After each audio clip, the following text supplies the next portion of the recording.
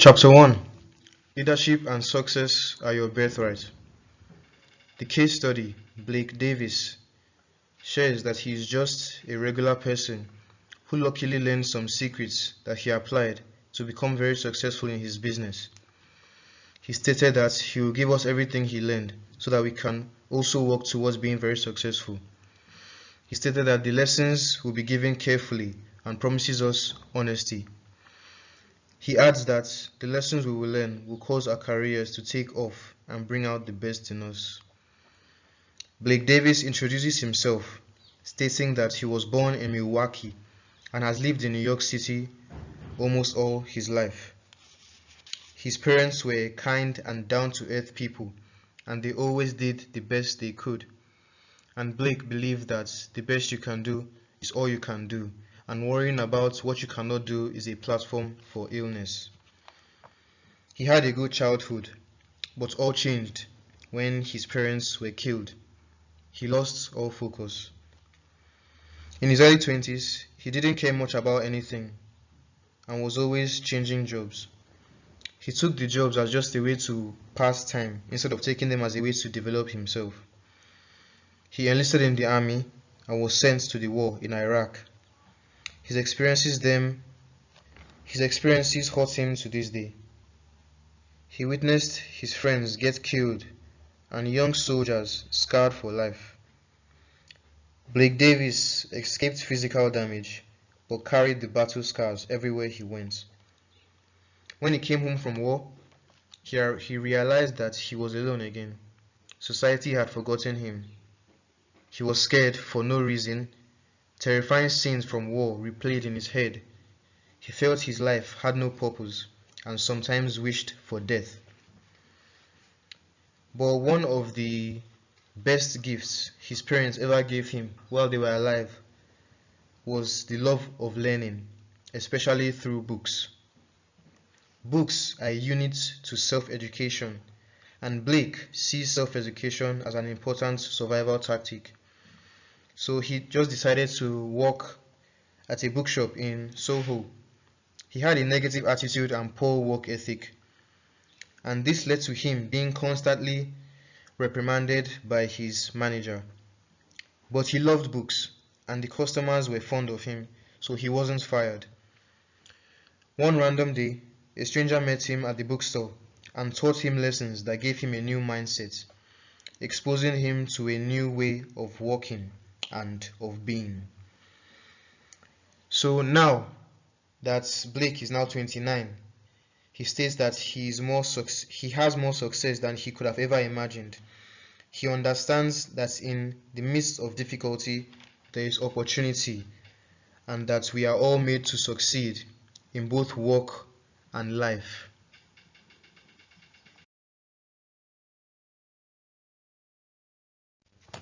Chapter 2.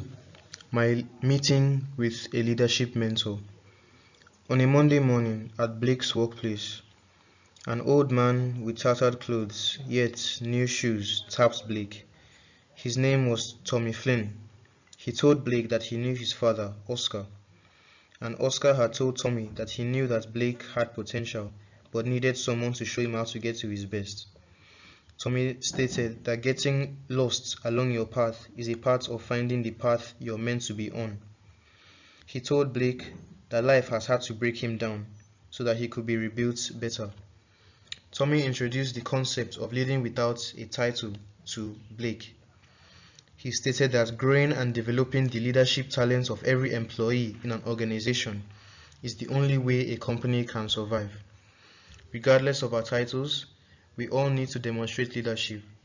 He stated that for each of us to show leadership, we need to start by being truly excellent in our current role. Tommy stated that in life, you need to pay the price of success before you get the rewards. And one of the rewards is money. Money is the byproduct of doing some seriously exceptional work. Tommy made Blake promise that the ideas and methods he will soon learn will be shared to as many people as possible so that the lives of others will also be improved.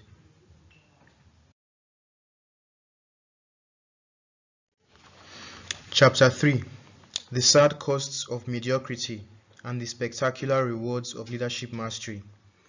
Leaders are people that are willing to do what others are not, even if they might not like doing them.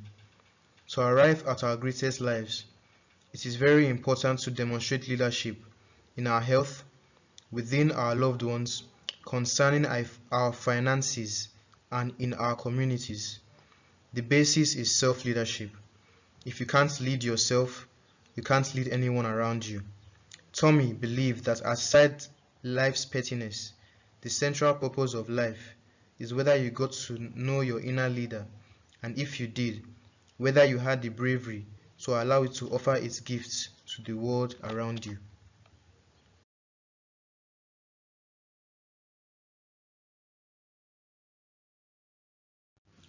Tommy taught Blake of the 10 human regrets which are on display.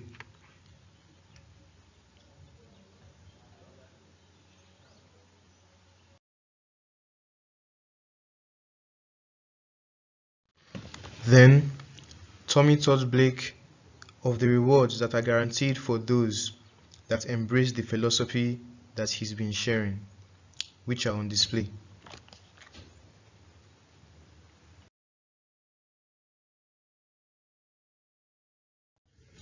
Chapter 4. The first leadership conversation. You need no title to be a leader. Tommy told Blake that they were going to meet 4 different leadership mentors, and first they met Anna, who was a housekeeper.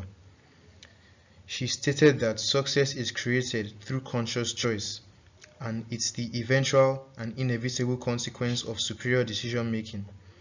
One of the greatest freedoms each of us has as people is the freedom to choose how we view our roles in the world, and the power we all have to make positive decisions in whatever conditions we happen to find ourselves. What other people think of you is none of your business. Leadership is about having tremendous faith in your vision and confidence in your power to make a positive change. Titles bring power, but they can be taken away. Natural leadership power that lives within us is much more deep than titled power. It is deeper because it can never be taken away from a human being. It is the best kind of power. Anna taught Blake the 4 natural powers, which is on display. She stated that no matter what your position is within an organization, you have the power to show leadership that cannot be denied, but it's your duty to activate it. Then she taught Blake that in order to exercise the natural powers, image must be developed.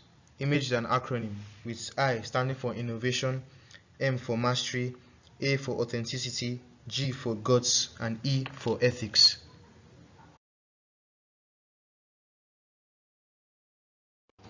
Chapter 5.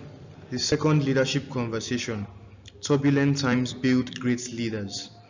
Tommy introduced Blake to Ty, the second leadership mentor, and Ty told Blake about moving closer to the place you fear instead of pulling back from it.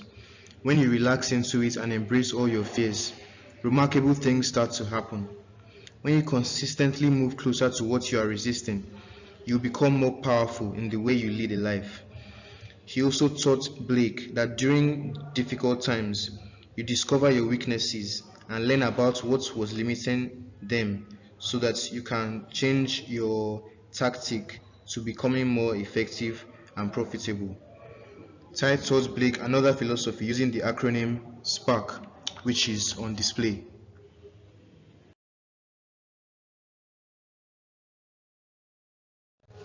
Chapter 6. The third leadership conversation. The deeper your relationships, the stronger your leadership. Tommy introduced Blake to the third leadership mentor, Jackson, and Jackson stated that a business is all about people, and the stronger the bonds between you and your teammates, the stronger the results. Jackson also stated that business is a platform to engage employees so that they realize their potential, and one needs to concentrate on being helpful to others in every possible way so that personal improvements will be the inevitable results. Jackson taught Blake some rules using the acronym HUMAN, which is on display.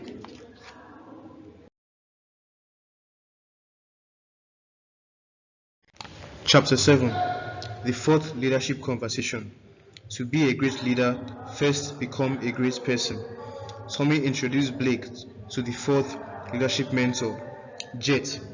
Jet stated that an excellent organization is really just a cluster of people showing personal excellence in all they do.